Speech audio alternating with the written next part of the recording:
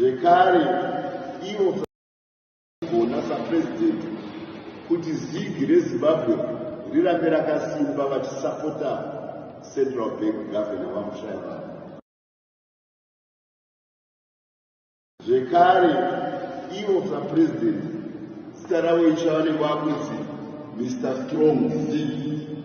Ivo zita ravo Mnangagwa, president Mnangagwa vanenge vakupiwa zita ichava kuti Strong Zig. Vachaita zvese zvavanogona sapresident kuti zig reZimbabwe rirambe rakasimba vachisapota central bank governor vamushayava.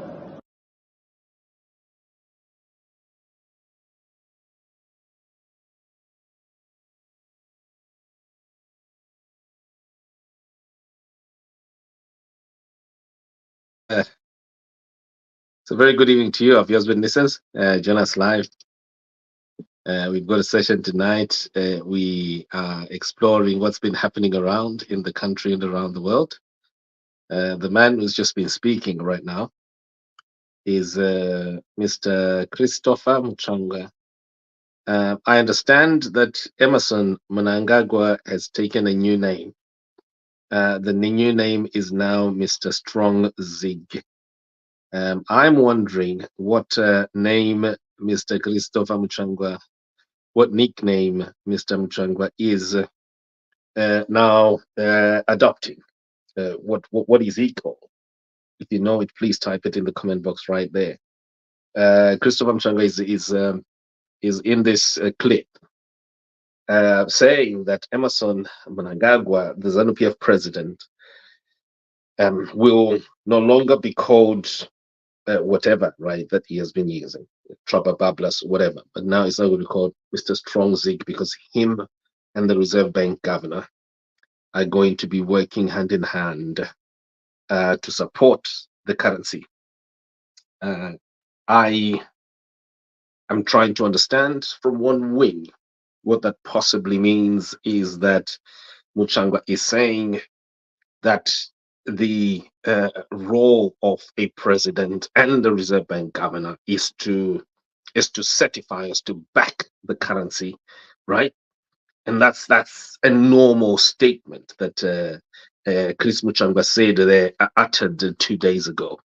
While on another end, other people are actually hearing Chris Muchangwa mocking his boss. I mean, brutally mocking his boss, and they're claiming that what Muchangwa is saying to his boss and about his boss is that the boss will only go as far as the currency. What do you hear? I'm joined tonight by Chief Shoshe. I'm hoping that he can connect and we hear what he says, speaking with us from North America. I'm also going to try and get our comment section ready so that I can monitor. My apologies. There's a little bit of a delay here and there in the signal. And by the way, yesterday the nation saw a footage and an article from and off and around the. Okay, I think Chief Shosha has come back now. Chief, I'm going to put you onto the microphone. Okay, unmute please. Okay, Chief, good evening to you. Good evening, Simba. How are you? Good evening, Zimbabweans. Thank you very much. Well, Mnangagwa is now called Mr. Strong Zig. What do we call you? Chief Shoshe will remain Chief Shoshe. Strong, right, Chief? Yes. What do you hear in your ears when Chris Muchangwa is saying that?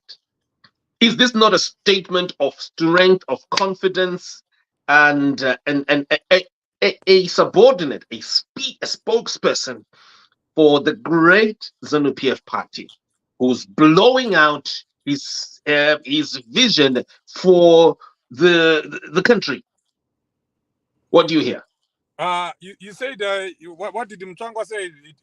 You cut off a little bit. Mr. Mnangagwa will no longer be called Mr. Mnangagwa. You now be called Mr. Strong Zig. Mr. Strong Zig. Mhm. Well, that's Mchangwa. That has nothing to do with the country. It has nothing to do with national politics. It has everything to do with personal politics, personal aggrandizement. It's Mchangwa who is just trying to please Mnangagwa because we know that they've been fighting, and now he's praise singing. He's now calling him names because he wants to get back in bed with Mnangagwa again.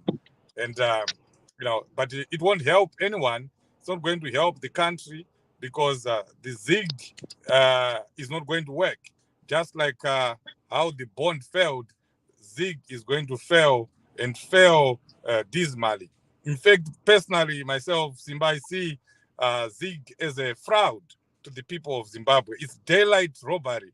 It's the government that is just trying to rob, the poor men in the streets. And the poor men in the streets of Zimbabwe is all Zimbabweans because everyone is poor and they are just trying to take away the little that they have. So this is nothing. It's just Mchangwa trying to get back in bed with Mnangagwa. Yeah, but Chief, unlike the bond note, the ZIG is the gold. Okay, this is what they're saying. ZIG ndiro goridhe racho. It's the So gold, but why? it's money that was made of cotton paper. What gold is that?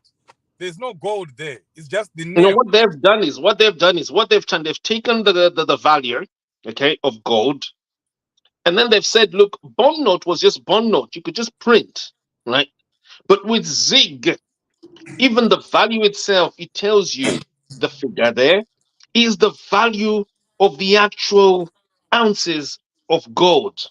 Isn't that something to celebrate? There's nothing like that. There is nothing like that. This is just all talk. There is no gold in there.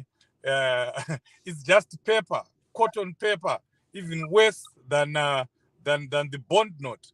At least the bond note, we know that it was made in Germany and then it was exported to Zimbabwe. But this is nothing. They are just trying to get around the people of Zimbabwe, cheating, stealing from the people of Zimbabwe, daylight robbery. People are already losing money right now. We know that when the bond was introduced, Zimbabweans lost millions of dollars. Right now, it's happening. People had money in their wallets, different kinds of wallets, and Mnangagwa just wakes up and says, this money is now worth this much. Where did the value come from? That's not how macroeconomics work. It doesn't work like that. A currency is not backed by an announcement in a press statement. It's backed by production. There is no production in Zimbabwe. Any money that is worth it, any money that is going to inspire confidence, because that's one of the values of any money. It must inspire confidence in the people, and it must be reliable, and it must be trusted. People don't trust what is happening. They don't trust the currency that was introduced. Even the government itself does not trust its own currency. That's why they're not using it. That's why even the governor himself, when he came in, he was when he pronounced his monetary policy, he was charging people in US dollars. Why didn't he charge people in the new note, in the new currency? They don't have confidence in it. So how do they want the people of Zimbabwe to have confidence in it? Yeah, but Chief, don't you think you also have a role to play to build the perception around the currency? And what you're doing is pulling that perception away from your own country's currency.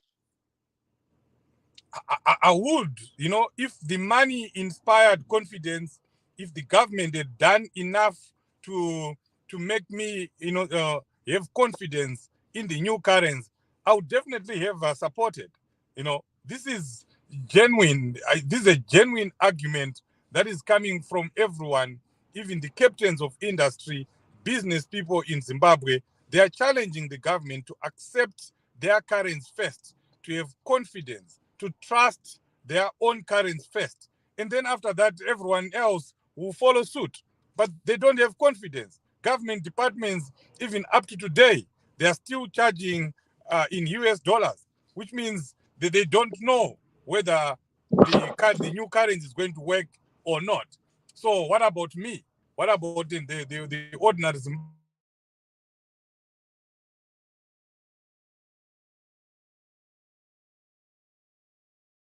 Right. Okay. I think you got cut off there. Chief, I would like to jump onto a topic today that is flashing the headlines. And I've noticed here, I'm hoping that he comes back. Want to just briefly touch on the IPU development, the IPU breakthrough for Nelson Chamisa and his MPs, the MPs that were recalled. Now, today, Zimbabweans heard and they watched and they also read the world's most authoritative parliamentary institution, the IPU, speaking loudly in support of Nelson Chamisa and in support of the MPs who were recalled.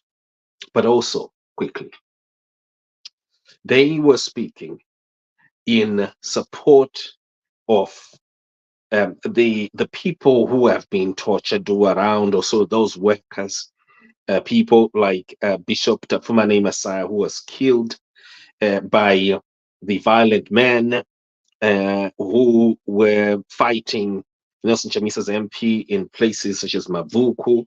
And so the IPU has also stated there that they condemn, they do not recognize or uphold, they are against the IPU is against the recalls that were done by Sengezo Chavangu. And so the IPU then passed the resolution. And before they passed, Jacob Mutenda rushed to say he objects, and then he presented his objection there, which was quite lengthy. Chief, what's happening there? Jacob Mutenda akubhagura Radibagora Chirudzi. pa IPU apa. Nokuti iye amira imi mamusipo amira akataura akati munofanira kuenda anzi Chamisa anofanira kuenda kuCongress first.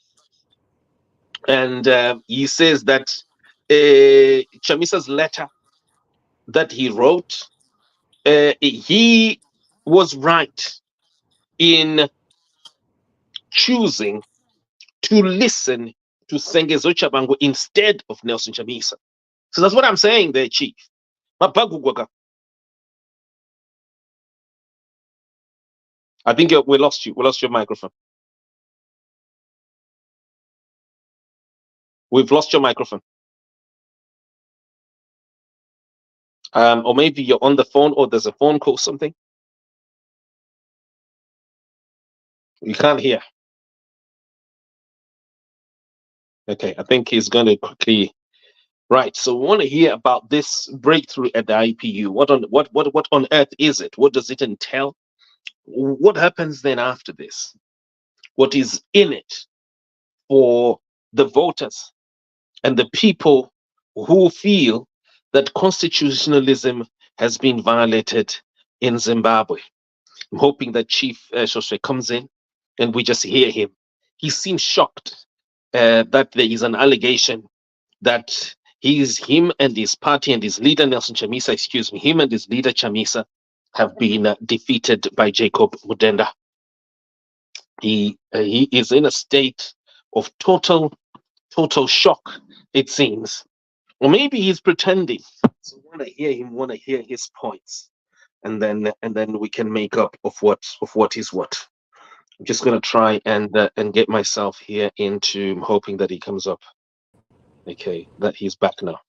Chief, talk to us. Yes. So, Simba, the IPU is an international organization. It's the governing board of all parliamentarians. It's a professional organization. It's not a Mickey Mouse organization. And once they've made a one in Zimbabwe, even Emerson Mnangagwa can say whatever they want to say in defense, but it's not going to help them. The IPU has made a pronouncement that they do not recognize what is happening right now, and what the government of Zimbabwe should do is to go back to the 23rd of August. Those are parliamentarians that were chosen by the people, not by ZANU-PF, not by Shabangu, not by an imposter. Those parliamentarians should go back. They must be reinstated.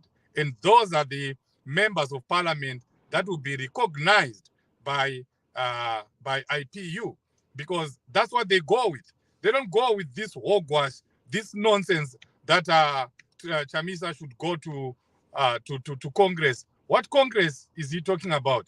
What has ZANU-PF to do with the internal setup of another political party? It doesn't happen anyway. It doesn't happen in Europe. It doesn't happen in America or in the United Kingdom. We have our own internal processes, and those internal processes are respected by the people within that movement. So who is Mudenda to tell the people in CCC or any other political party for that matter that they must go to Congress? Congress is done for the people, by the people, and the people of Zimbabwe are happy with the processes that were done within CCC, and they fully understand why President CHAMISA decided to go that route. And it's all because of ZANU-PF.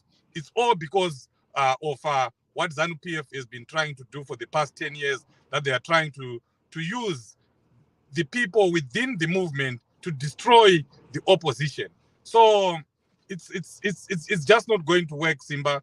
The IPU has made a pronouncement, and the government of Zimbabwe need to do something about it, or else they are going to find themselves getting kicked out of IPU.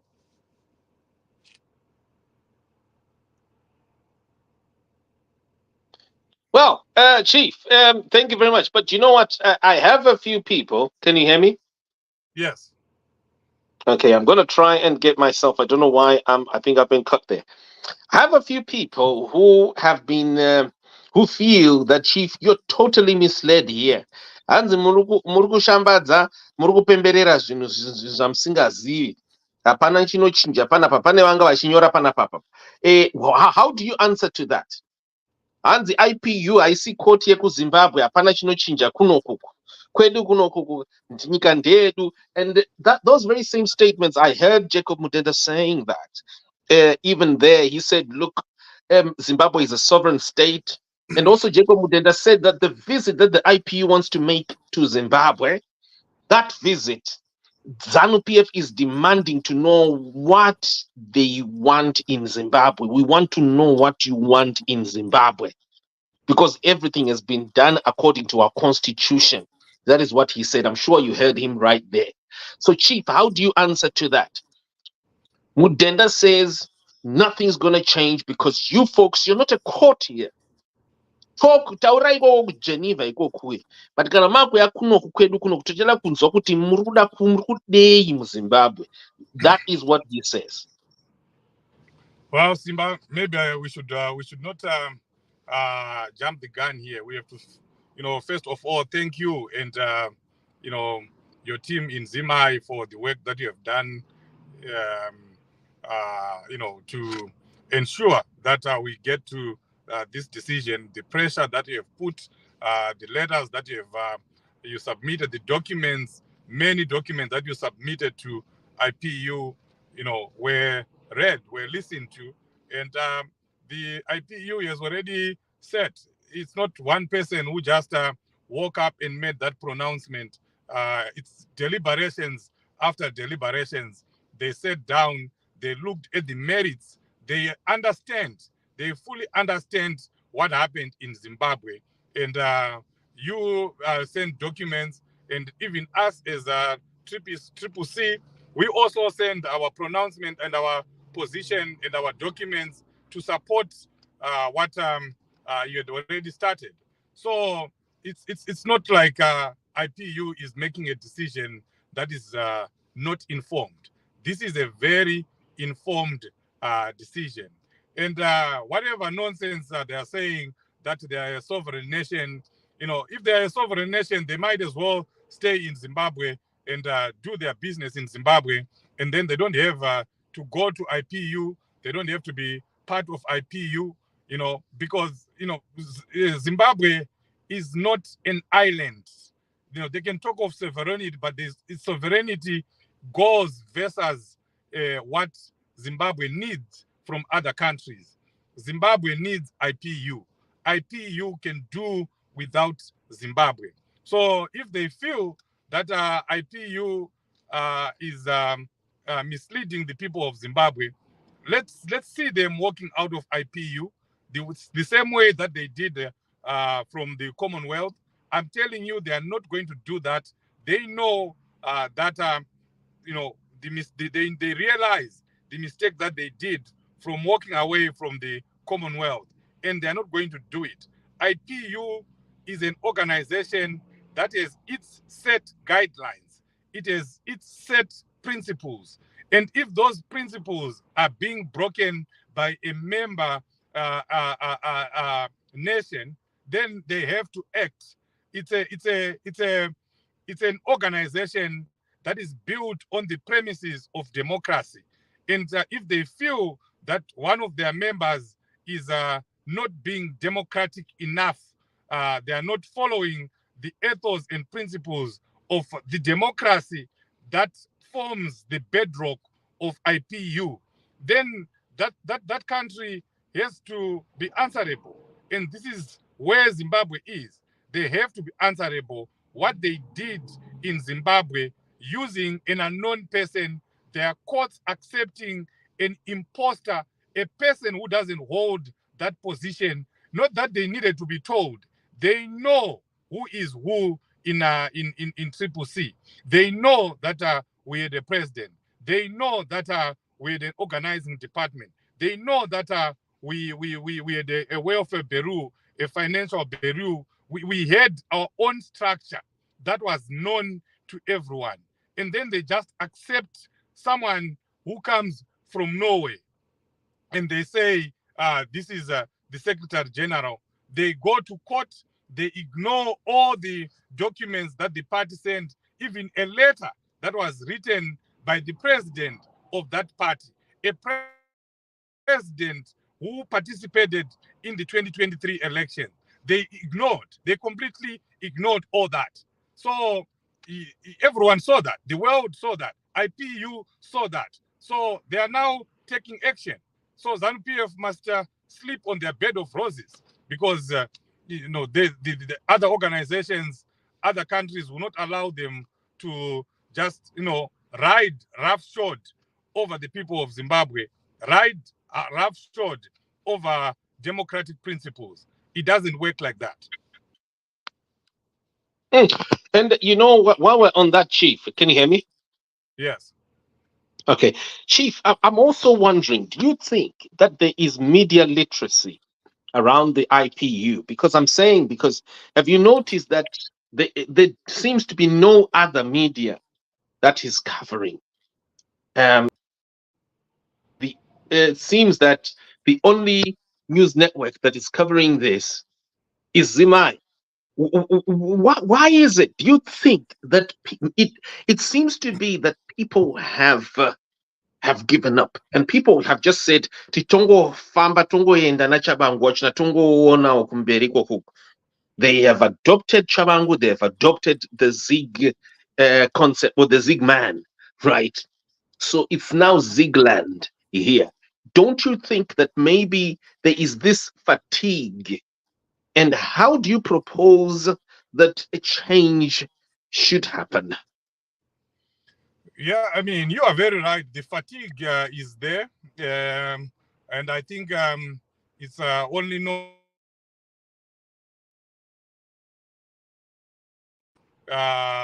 people get fatigued, especially when things that are unprecedented, that have never happened anyway, something that is dumb, something that is stupid. That's what ZANU-PF is doing. They do things that you would not deem to see anywhere, that you have never seen anywhere. Things that should not be entertained in any normal country, in any normal organization. ZANU-PF does those dumb things. It does fatigue a lot of people, and but of course, the last organization, the least people that should be fatigued should be the media. The media must not tire. The media must continue to speak out, because they are the voice of the voiceless, the voice of the people in Zimbabwe. We know the situation in Zimbabwe. People in Zimbabwe cannot express themselves. They cannot go in the streets and demonstrate. If they do that, they get killed. They get arrested arbitrarily. All those things that are against the people of Zimbabwe must be highlighted by any media house. So it's unfortunate that many media houses are not covering this. Maybe also, Simba, it can be out of fear, because Emmerson Mnangagwa has been putting the hell of fear into journalists, into civic organizations, into anyone who speaks out. So that can also be the reason. But we, as a nation, we have to find ourselves. We have to reinvigorate ourselves. We have to, rise up, dust ourselves. We can't keep lying. Things are not working. We have fallen down. But in a struggle, you fall down and you rise up. You raise yourself up, or we raise each other up, dust ourselves up, roll our sleeves, and put our gumboots on and hit the road running. If we don't do that, we are done as a nation. If we don't raise ourselves, if Zimbabweans don't decide, don't make that decision to say we have to fight this, we have to do this, then we are going to be ruled by Zig Mali or Emmerson Mnangagwa, whatever they are now calling him, until the comes come back home.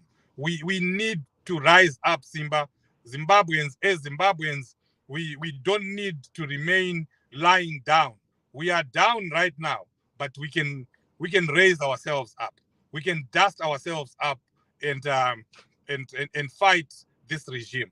It's normal for us to be down, especially if you are dealing with a dictatorship like ZANU-PF. But what is important is for us to come up again, to stand up again, and go toe-to-toe with ZANU-PF when they think that they have gotten us where they wanted us to be.